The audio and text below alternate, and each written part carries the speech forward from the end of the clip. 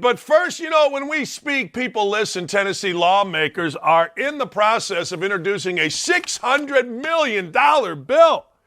Bill Hagerty, Marsha Blackburn of Tennessee are saying, let's protect our kids. Thank you, Bill Hagerty and Marsha Blackburn. This is not that difficult. Instead of sending money for all of the crap, the Michelle Obama walking trail and all the other garbage, here's the deal. We got to protect our kids. Private and public schools could use the funds to train and hire military veterans and former law enforcement officers to serve as armed guards at school. Wow. The grants could also be used to harden schools and improve physical security with surveillance systems, silent alarms, automatic locking mechanism, and metal detector. Wow! By providing schools with critical funds, we are protecting our children. That's right. You can jump up and down, stand on your head, and crap snowballs about whatever. But you can't stop crazy people. And if you want to get rid of guns, then get rid of them. Do your thing. I don't care. It doesn't matter to me. I don't need whatever. I don't need it. We need security guards. We need schools fortified because a crazy person with a gun can only be stopped by a sane, good person with a gun. Well, what about compassion? There ain't no compassion when somebody walks into a school menacingly trying to do damage to innocent young children. Period. So good for Marsha Blackburn. Good for Bill Hagerty of Tennessee introducing this bill. Now, whether it passes or not, hey, look, I don't know what to tell you. I honestly don't know what to tell you. Who knows whether it passes or not, or if it's going to pass, do we have to put, Michelle Obama's gym membership in there? Do we have to put Michelle Obama's weight loss? Do we have to pay for her Weight Watchers? What do we got to do to pass a bill here? You know what I'm saying? But anyway, good for these two that at least in Tennessee, they're thinking about our kids. They're trying to fortify. They're trying to make it such that our kids are safe in school. They're trying to do something.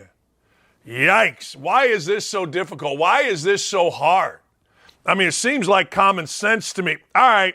The other thing that we're getting into today, and we're going to get into sports here in a minute, but some things are so ridiculous. So a member of the transgender community walks into Covenant School and kills 6. Had a manifesto, which apparently we're not going to get because it would offend the LGBTQ whatever community. Now, the world as we know it, at least our political world, is saying, and this is remarkable, this is absolutely insanity to me, they are saying, well, our transgender kids are under attack. Wait a second. It looked like Christian kids were under attack. It looked like 6 Christian kids died at the hands of a member of the transgender community. Now, I don't pretend to put it all in the transgender community. This is one sick individual. And I don't know a single person. I really don't. I don't know a single person that doesn't support, if you want to be old enough and figure it out, go ahead and live your best life. I don't know anybody that doesn't support that. I certainly support that. But I want you to listen to what is ever that lady's name? I don't even like saying her name. The press secretary of the United States. Listen to what she had to say just a few days after the massacre, and it was a massacre, of 6 Christian kids. Let's see what she has to say, Dylan. And one of the things that we saw during the midterm elections is that people don't want their freedoms to be taken. They want us to fight for their freedoms. And so it is shameful, it is disturbing, and our hearts go out to the trans community as they are under attack right now. But you know what the under attack is? So I did some research, and the Bible, according to progressives or liberals or whatever you want to call them, is, of course, the New York Times. Did you know what under attack is? Part of being under attack is saying and passing legislation in schools that say you cannot talk sex under 6th grade or under. Well, good. Who the heck needs to teach? My daughter's a 4th grader. She won't be sitting there talking about sex to her 4th grade class. It also says, and this is part of the under attack, listen to this. You cannot talk about gender identity at any time. Good. You're there to learn, reading, writing, arithmeticing. You're not there to hear from some crazy teacher about your gender identity. I was having a conversation with a friend of mine who had a daughter that was a big-time little kid athlete. And he's like, you know what would have happened? They would have called her in and said, you know, you might be a boy. And his wife, who was a very strong woman, would have left a wake of bodies. Why are teachers involved in somebody's sexual identity in 6th, 5th, 8th, 9th grade? What are they doing? So that's under attack. That is being called under attack. It costs you, what does it take to drive a car? In Indiana, it's $16 a month in a day. Okay. Buy booze. You got to be 21. Cigarettes, you got to be 18. So you can go as a 10-year-old and make the decision to change your sex. Doesn't make sense. So most of this legislation is saying, hey, look, doctors, we're banning kids changing their gender until they're 18. Seems reasonable. Hey, look, make it 16. I don't care. Make it when you can drive a car.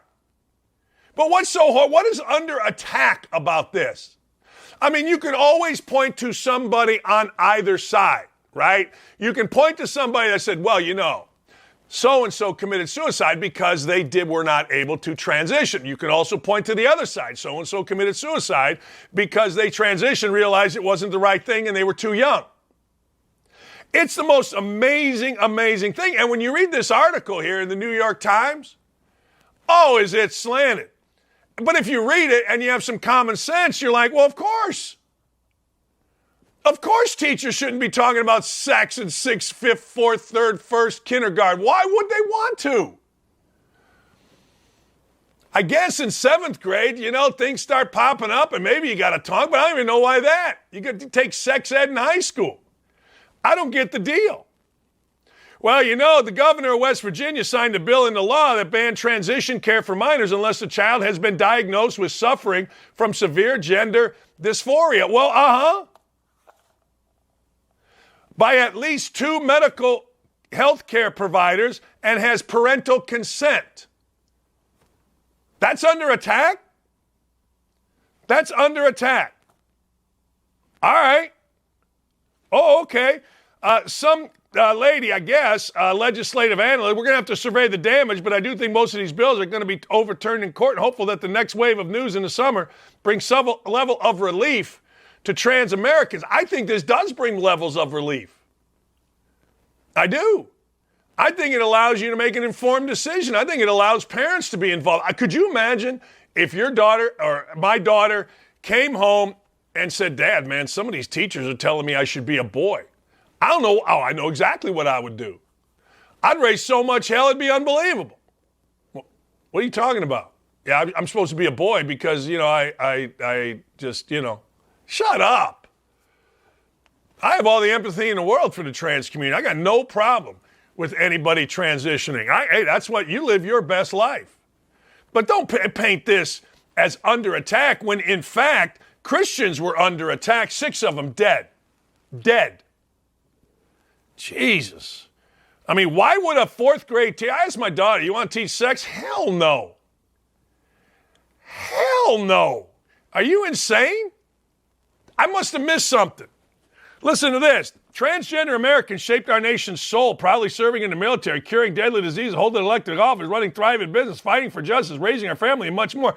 No one's saying that they're not involved, but don't tell us they shaped our American soul. Our military has shaped our American soul.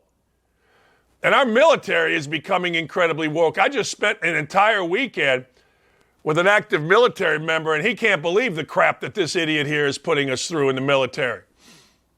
It's damaging. It's hurting. It's going to cost people's lives. But again, people don't care about that because, well, we got to service the trans community. Good, service the trans community, but don't tell me or anybody else they shape our American soul. If you want to say they help shape, if you want to say they're involved, then fine, but don't give me this crap. Give me this crap at all. And I'm all for it. I swear to God I am. People immediately last night when I put out, well, did I miss something? I must have missed something because a member of the transgender community walked into and shot up a school of Christians. Who's under attack here?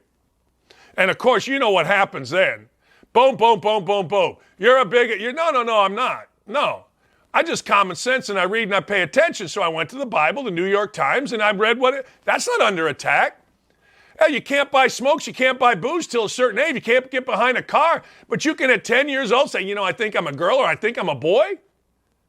Are you out of your mind? What's wrong with you? 10-year-olds are still eating boogers. 10-year-olds still think that cartoon is cool. And you're going to, I feel like a girl today. What the hell's wrong with you? What's wrong with our nation? This is the crap we should not even be concerned about. It should be, look, doctors, you want to get involved in this, get involved in this. If they do have severe dysphoria, then fine. Parental consent, then fine. Nothing wrong with that. Parents are insane, right? Everybody wants to be hit. Well, my daughter's trans. My son's trans. Shut up. It's never about you. It's about your kid. Now, you can get on my backside all you want. Well, you're a bad guy. You missed a tweet. No, but I'm a hell of a father. I'll tell you that right now. I am one hell of a father and a hell of a stepfather. This is stuff I know about, and I've had enough of listening to all the stupid crap coming out of attacked from our press secretary. That ain't attacked, ladies and gentlemen. That's trying to make it such that people don't make mistakes that cost them the rest of their life. Just stop with the attacked crap. Particularly just days after a massacre from a member of the community that you are now saying is under attack. If I were a parent of one of the 6 people, I'm not even have to be a parent. You just scratch your head and go, how stupid are these people? How insensitive, how insecure are these people here running our lives, I guess, in Washington? How stupid can you be? I get it. The press secretary's bisexual. I could care less. I care less what she is. I care less who she sleeps with. Doesn't matter to me even a little bit. But don't sit up there and be so blind that you try to throw bullshit our way and that we've got to all of a sudden go along with it, that this community, whose member just killed 6 people in cold blood in a massacre, that they're under attack. Please. And then you read about what is actual attack, and what it is this. It's just not letting kids dictate anything they want. Just like we don't let kids dictate smoking and drinking and everything else. Now, again, write your hate, get your hate. I could care less. Because what I'm telling you is just common sense. It's just freaking common sense. Donald Trump got indicted, and let's make no mistake about this. Of course, this is politically motivated. Of course it is, but it's also racially motivated. Everybody knows Trump's black, this ain't happening. Obama, his personal stuff is sealed. Look, should Trump go to jail? I don't know, doesn't seem like it. But he didn't get indicted by just one guy. He got indicted by 12 people. A 12-person grand jury said, look, dude, you paid off some stripper to do your thing. All right, Michael Cohen is the guy, the mouthpiece. He's a proven liar. He says he paid it. Trump paid him back. Okay. 30 counts of fraud. People are celebrating. Yay, Rod, go fight, win. So you know what's going to happen. Let's just talk common sense here. Let's just talk common sense. So as soon as a Republican gets in there, if DeSantis or if Trump or whomever gets in there, guess what's going to happen? They're going to go after any other Democratic president. They're going to go after Bill Clinton, and they should. Clinton should have been in jail a long time ago. But look, at the end of the day, Trump, who knows if he's going to go to jail? Statute of limitations ran out on this. You got a prosecutor here who brought this up, who has known to let violent offenders who committed felonies, allegedly, pleaded down to misdemeanors. He is just simply doing this, Alvin Bragg, for political and race reasons. Now, I've never voted for Trump, but I'm going to this time. I'll tell you point blank. In my world, I'm not letting this stand. That's my opinion. Call me all the names you want, but that's my opinion. I always voted for me. I think Trump's a pig, but I don't get my morality from a president. I certainly don't get my morality from a Barack Obama or frickin' Bill Clinton or George H.W., whatever the hell his name is, Bush or Donald Trump. I don't want my morality. I told you. Stock market up, gas prices down. I don't want to hear the word inflation. Keep us out of a war. All those things Trump did, I want you back in office.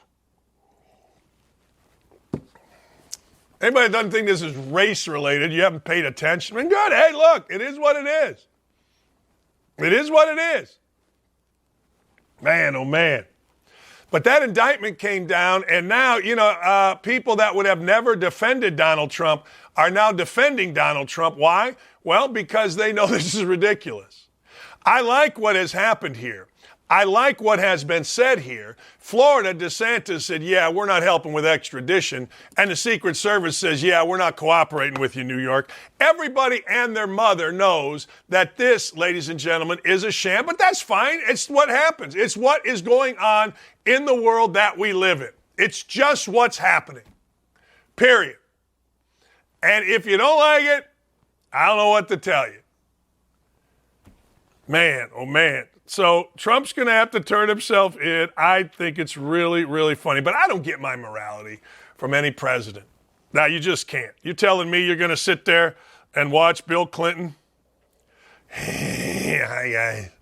I got a next-door neighbor. I told you, she's a Clinton first cousin. She said even back when they were young adults, you never, at family functions, let Bill Clinton alone with a woman, one of the cousins, one of the nieces, one of the nephews. Never let him alone. I don't know. So we'll let the process work. We'll see what happens. We'll see if Bragg pukes all over himself, like DR says here. But you know what? The indictment did not come from Bragg. He just did what he did. He brought the case forward. The indictment came from 12 people, saw enough evidence on a statute of limitations that had run out on something that is at best or worst a misdemeanor. And next thing you know, we shall see what we shall see. I'm just going to tell you, I'm going to vote for him. You can get mad, glad, angry, or sad. My ass is voting for Trump. I hope he runs. I am voting for him. I probably think DeSantis is the best guy, but I'm not letting this stand. Hey, thanks for watching Don't At Me with me, Dan Dakich. Make sure to like, subscribe, or click the notification bell for more of my beautiful face. Check out my full show to my right, or watch this other video. See ya.